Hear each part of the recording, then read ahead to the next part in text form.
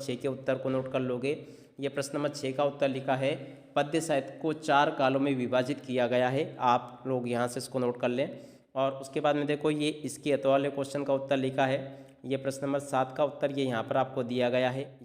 तो प्यारे विद्यार्थियों नमस्कार, स्वागत है आप सभी का एक और नए वीडियो में। देखिएगा प्यारे विद्यार्थियों, आज मैं यहाँ से आपको बताने वाला हूँ मध्य प्रदेश वार्षिक बोर्ड परीक्षा 2024 कक्षा 10वीं हिंदी विषय का सेट डी का पूरा सॉल्यूशन।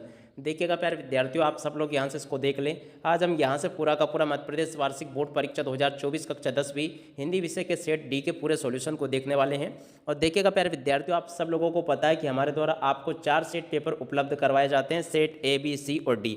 और देखिएगा प्यारे विद्यार्थियों, अगर आप लोग चारों सेटों को अच्छे से लगा लेते हो ना, तो आपका पूरा का पूरा क्वेश्चन पेपर उसी में से बनकर आता है। देखिएगा प्यारे विद्यार्थियों, सेट ए में पहले ही आपको दे चुका हूँ, सेट बी भी दे दिया और सी भी दे दिया। और आज मैं यहाँ पर आपको सेट डी का पूरा सॉल्यूशन बताने वाला हूँ।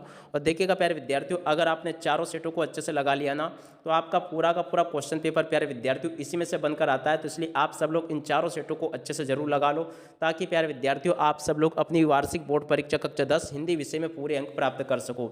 तो देखिएगा प्यारे विद्यार्थियों, अगर आपने समस्त सेटों को नहीं देखा है तो डिस्क्रिप्शन बॉक्स में लिंक दे रखी है, उसके ऊपर क्लिक करके आप लोग वहाँ से सभी सेट पेपर को जरूर देख लो। तो चलिएगा जल्दी से हम आगे बढ़ते हैं, समझते हैं आपके मध्य प्रदेश वार्षिक बोर्ड परीक्षा 2024 कक्षा 10 के हिंदी विषय के सेट डी के पूरे सॉल्यूशन को। जी हाँ प्यारे विद्यार्थियों, आज मैं यहाँ से आपको सेट डी का पूरा सॉल्यूशन दूंगा। तो चलिएगा जल्दी से हम आगे बढ़ते हैं, समझते हैं आपके पूरे क्वेश्चन पेपर को और इसके सॉल्यूशन को। तो देखिएगा प्यारे विद्यार्थियों, ये रहा आपका पूरा क्वेश्चन पेपर, यहाँ से आप लोग इसको देख लेंगे। पहला क्वेश्चन लिखा है, सही विकल्प का चयन कर लिखिए। तो देखिएगा प्यारे विद्यार्थियों, सही विकल्प में अगर पहला क्वेश्चन देखें, प्रयोगवाद के कवि है। तो देखिएगा प्यारे विद्यार्थियों, इसमें से प्रयोगवाद के कवि कौन होंगे, आगे पे ऊपर यहाँ पर आपको चिन्ह लगा लेना है। उसके बाद में देखो अगला क्वेश्चन लिखा है, सूरदास भक्तिकाल की शाखा के कवि है। तो देखिएगा प्यारे विद्यार्थियों, सूरदास जो है ना भक्तिकाल की कौन सी शाखा के कवि है, तो देखो इसका राइट आंसर आपका आ जाएगा कृष्ण भक्ति शाखा के कवि है। उसके बाद में देखो अगला क्वेश्चन पढ़ते हैं, दुआ चंद के द्वितीय और चतुर्थ चरण में मात्राएं होती है। देखो तीसरे नंबर का जो क्वेश्चन लिखा गया ना, इसका राइट आंसर आप लोगों को लिख देना 11 मात्राएं होती है। उसके बाद में देखो अगला क्वेश्चन पढ़ते हैं, नेताजी की मूर्ति तैयार करने वाले मूर्तिकार का नाम। तो देखिएगा उस मूर्तिकार का नाम था मोतीलाल, यहाँ से आप लोग नोट कर लेंगे। उसके बाद में देखो अगला क्वेश्चन, किसी कार्य का करने या होने का बोध कराने वाले शब्द कहलाते हैं। तो देखिएगा प्यारे विद्यार्थियों, इसको क्या कहते हैं यहाँ से आपको बताना है। तो देखिएगा प्यारे विद्यार्थियों, इसका राइट आंसर आपका हो जाएगा क्रिया कहलाते हैं। उसके बाद में देखो भोलानाथ के पिता आटे की गोलियां गंगा जी में प्रवाहित करते थे। देखो प्यारे विद्यार्थियों, इसका राइट आंसर आपका आ जाएगा 500। और इसके बाद में देखिएगा यहाँ पर आपसे रिक्त स्थानों की पूर्ति पूछी गई है, तो यहाँ से आप सब लोग रिक्त स्थानों को देख लोगे। तो देखो पहला रिक्त स्थान, विश्व के सकल जन गर्मी से हो रहे, तो देखो यहाँ पर आपको लिखना व्याकुल। उसके बाद में देखो अगला क्वेश्चन, स्थायी भावों के उत्पन्न होने के कारणों को कहते हैं। तो देखो प्यारे विद्यार्थियों, स्थायी भावों के उत्पन्न होने के कारणों को क्या कहते हैं, तो देखो इसका राइट आंसर आपका आ जाएगा विभाव। उसके बाद में देखो अगला क्वेश्चन, कविता के रचना विधान को कहते हैं। तो देखिएगा कविता के रचना विधान को क्या कहते हैं, तो देखो इसका राइट आंसर आपका आ जाएगा छंद। उसके बाद में देखो बाल गोविंद भगत पाठ गद्य की विधा है। तो देखो ये इसमें क्या है, तो देखो इसका राइट आंसर आपका आ जाएगा रेखा चित्र। और उसके बाद में अगला क्वेश्चन पढ़ते हैं, जिन वाक्यों में से किसी कार्य के ना होने का बोध होता है उसे कहते हैं। तो देखो 5 नंबर का जो क्वेश्चन लिखा है ना, इसका राइट आंसर आपका होगा निषेधवाचक। उसके बाद में देखो अगला क्वेश्चन, सिलीगुड़ी से ही हमारे साथ थी ये नदी। तो देखो 6 नंबर का जो क्वेश्चन लिखा है ना, यहाँ से आपको लिख लेना तिस्ता। क्या लिखोगे यहाँ से आप लोग, तिस्ता, ठीक है। उसके बाद में देखो अब अगला क्वेश्चन देखते हैं क्या लिखा है। तो देखो यहाँ पर आपको जोड़ी देखने को मिलेगी, यहाँ से आप सब लोग जोड़ी को देख लें और पूरा का पूरा इसको समझ भी लेंगे। तो देखो प्यारे विद्यार्थी, पहले नंबर पे लिखी आत्मकथ्य कविता। तो देखो इसकी जोड़ी मिल जाएगी आपकी जयशंकर प्रसाद से। और उसके बाद में देखो 16 मात्राएं किस में होती है, तो देखो चौपाई छंद में होती है 16 मात्राएं। उसके बाद में देखो उपन्यास के तत्व। तो देखो प्यारे विद्यार्थी, उपन्यास के जो है ना 6 तत्व होते हैं, तो इसकी जोड़ी इससे मिल जाएगी 6 से। एक प्लेट सैलाब। तो देखो प्यारे विद्यार्थी, ये जो रचना ना, ये मन्नू भंडारी की रचना, तो इसकी जोड़ी इससे मिलान कर लो। जो मीठी वाणी बोलता है, 5 नंबर का क्वेश्चन। तो देखो इसकी जोड़ी का मिलान आपका हो जाएगा ख नंबर से, जिसमें कि लिखा मृदुभाषी। तो इसकी जोड़ के मिलान इससे कर लो आप लोग। मीठी वाणी बोलता है ना, ये वाला, इसकी जोड़ के मिलान आपका इससे हो जाएगा। उसके बाद में देखो साना साना हाथ जोड़ी। तो देखो प्यारे विद्यार्थियों, इसकी जोड़ी का मिलान आपको कर लेना है मधु कांकरिया से। तो ऐसे आप लोग जोड़ी का मिलान पूरा कंप्लीट कर लो।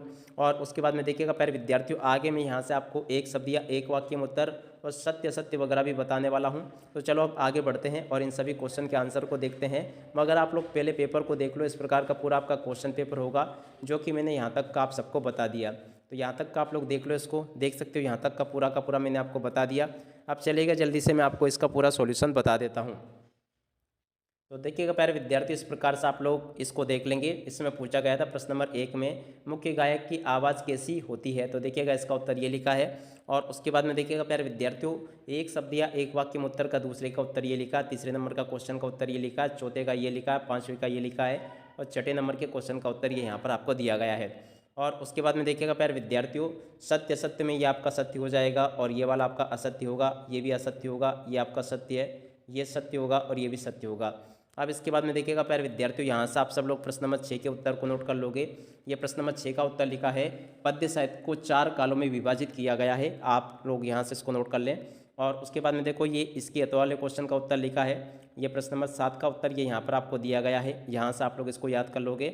और उसके बाद में देखिएगा 7 के अत वाले क्वेश्चन का उत्तर ये यहाँ पर आपको दिया गया है। प्रश्न नंबर 8 का उत्तर ये लिखा है, प्रश्न नंबर 8 के अत वाले क्वेश्चन का उत्तर ये यहाँ पर आपको दिया गया है। और उसके बाद में देखिएगा प्रश्न नंबर 9 का उत्तर ये यहाँ पर आपको दिया गया है, यहाँ से आप सब लोग इसको भी नोट कर लोगे। और उसके बाद में देखिएगा प्यारे विद्यार्थियों, 9 के अत वाले क्वेश्चन का उत्तर ये यहाँ पर आपको दिया गया है। उसके बाद में देखो, ये प्रश्न नंबर 10 का उत्तर लिखा पूरा का पूरा, आप लोग देख लो यहाँ से और याद कर लो। ये यहाँ पर आपको प्रश्न नंबर 10 के अत वाले क्वेश्चन का उत्तर दिया गया है। और उसके बाद में देखिएगा प्रश्न नंबर 11 का उत्तर ये लिखा है, यहाँ से आप सब लोग इसको देख लेंगे। और 11 के अत वाले क्वेश्चन का उत्तर ये यहाँ पर आपको दिया गया है, यहाँ से आप सब लोग इसको देख ले बराबर। और इसके बाद में देखो प्यारे विद्यार्थियों, आपका जो प्रश्न नंबर 12 था ना, उसका उत्तर ये यहाँ पर लिखा है, आप सब लोग देख लेंगे। और ऐसे आप सब लोग इसको देख लें पूरा का पूरा। और 12 के अत वाले क्वेश्चन का उत्तर ये यहाँ पर आपको दिया गया है। प्रश्न नंबर 13 का उत्तर ये लिखा है, स्वयं प्रकाश जी का जीवन परिचय। तो यहाँ से आप सब लोग स्वयं प्रकाश जी के जीवन परिचय को नोट कर लो पूरा। और उसके बाद में देखो, इसकी अथवा में जो क्वेश्चन पूछा गया था, मन्नू भंडारी का जीवन परिचय, तो यहाँ से आप लोग मन्नू भंडारी का जीवन परिचय देख लो। और उसके बाद में देखो प्यारे विद्यार्थियों, अगला क्वेश्चन मैं आपको बताता हूँ। प्रश्न नंबर 14, सेनानी न होते हुए भी देश प्रेम के भाव को, तो देखो प्यारे विद्यार्थियों, प्रश्न नंबर 14 का उत्तर ये लिखा है। 14 के अत वाले क्वेश्चन का उत्तर ये यहाँ पर आपको दिया गया है। प्रश्न नंबर 15 का उत्तर ये यहाँ पर आपको दिया गया है। तो प्रश्न नंबर 15 तक का पूरा नोट कर लो आप लोग। और ये 15 के अत वाले क्वेश्चन का उत्तर लिखा है। और उसके बाद में देखो, प्रश्न नंबर 16 का उत्तर ये यहाँ पर आपको दिया गया है। और उसके बाद में देखिएगा प्यारे विद्यार्थियों, 16 के अत वाले क्वेश्चन का उत्तर ये लिखा है। और प्रश्न नंबर 17 का उत्तर ये यहाँ पर आपको दिया गया है। तो प्रश्न नंबर 17 के उत्तर को भी पूरा देख लो आप लोग। और देखो, ये प्रश्न नंबर 17 के अत वाले क्वेश्चन का उत्तर, ये प्रश्न नंबर 18 का उत्तर लिखा पूरा का पूरा। और उसके बाद में देखो प्यारे विद्यार्थियों, ये 18 के अत वाले क्वेश्चन का उत्तर दिया गया है। प्रश्न नंबर 19 का उत्तर ये लिखा है। और 19 के बाद में देखिएगा प्यारे विद्यार्थियों, 19 के अत वाले क्वेश्चन का उत्तर ये यहाँ पर आपको दिया गया है। प्रश्न नंबर 20 का उत्तर यहाँ से आप सब लोग देख लोगे। और ये 21 का उत्तर यहाँ पर आपको दिया गया है। और देखिएगा प्यारे विद्यार्थियों, यहाँ पर मैं आपको बता दूं कि बहुत ही जल्दी में आपको आपका जो बाकी के क्वेश्चन है, जैसे कि आवेदन पत्र और इसके अलावा आपका ये निबंध लेखन, तो देखो निबंध लेखन के लिए आप लोग 2 निबंध कंप्लीट कर लो, जैसे कि एक तो पर्यावरण प्रदूषण का और एक विज्ञान का चमत्कार का। और आवेदन पत्र में देखो प्यारे विद्यार्थियों, एक तो आप लोग क्या कर लोगे, अवकाश लेने हेतु आवेदन पत्र, और एक टीसी प्राप्ति यानी कि स्थानांतरण प्रमाण पत्र प्राप्त करने हेतु आवेदन पत्र, और एक ध्वनि विस्तारक यंत्रों पर रोक लगाने हेतु आवेदन पत्र। इन आवेदन पत्रों को आप लोग कंप्लीट कर लो। तो प्यारे विद्यार्थियों, अब इसी के साथ में इस वीडियो को यहीं पर पूरा करते हैं। नमस्कार, जय हिंद, जय भारत।